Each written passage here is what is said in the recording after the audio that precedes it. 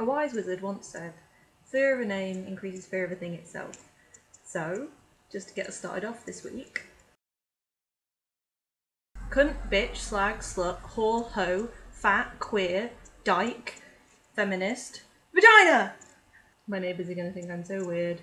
There's a strong tradition with anti-oppression movements of reclaiming words, taking words that have been previously used to insult and shame and hurt us, and saying, fuck you, because now there are words, and we're going to use them the way we want to, as a symbol of pride. In part, it's about preempting the bullies. Because these words are supposed to be bad words, they're not supposed to be something that we're proud of. So when we reclaim them, it fucks with the whole social dynamic.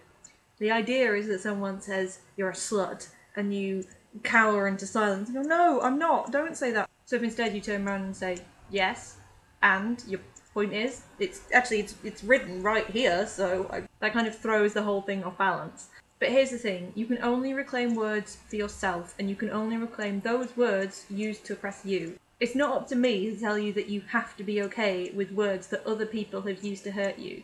Some people love reclaiming words. They love taking words that have power in them and reclaiming that power for themselves. But for other people, the hurt just runs too deep, or is maybe even triggering, to the point where they can't use those words for themselves.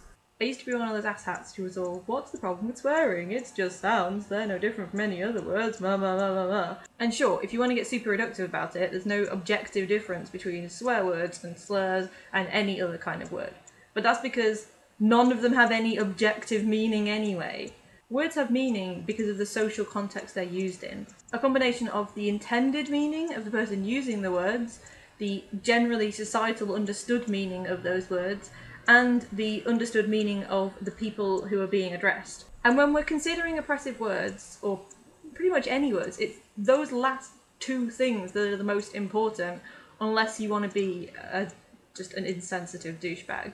Yes, free speech means that you can say what you want. That doesn't mean that you should. It also means that we can tell you that you're being an insensitive ass. If you innocently use a word and someone else calls you out on it, don't get all defensive and be like, "Well, I didn't mean it that way, so..." That doesn't matter. If you're reinforcing negativity around a word commonly associated with a marginalised group, or commonly used to hurt a marginalised group, and you're not part of that group, you're not hurt by the negative connotations that you're reinforcing. So you don't get to decide how that word is used. They do. By all means, apologise. Please, apologise.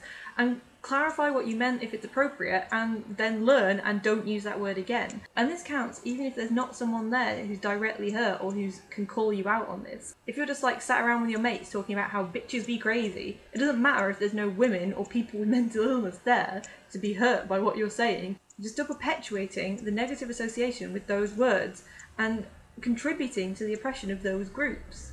So just stop being an asshat and stop saying those things. And there are loads of examples of the ways in which our language is subtly oppressive or inclusive that we often don't even realise. One that I've been called out on before is saying, "Oh, that's so lame," which, when you actually think about it, is really ableist and not okay to use. Things get slightly more complicated when you're being called out by someone else from the same oppressed group as you. This happened to me a few weeks ago when I told Radfems to suck it after their Radfem 2012 conference was cancelled, and someone called me out for using misogynistic language and rapey imagery against a group of women. Now, I apologised, sort of, there's a link in the description to my full response. But this is the same problem that people had with things like the slut walk, for example, where a lot of people didn't feel comfortable with the premise of reclaiming the word slut.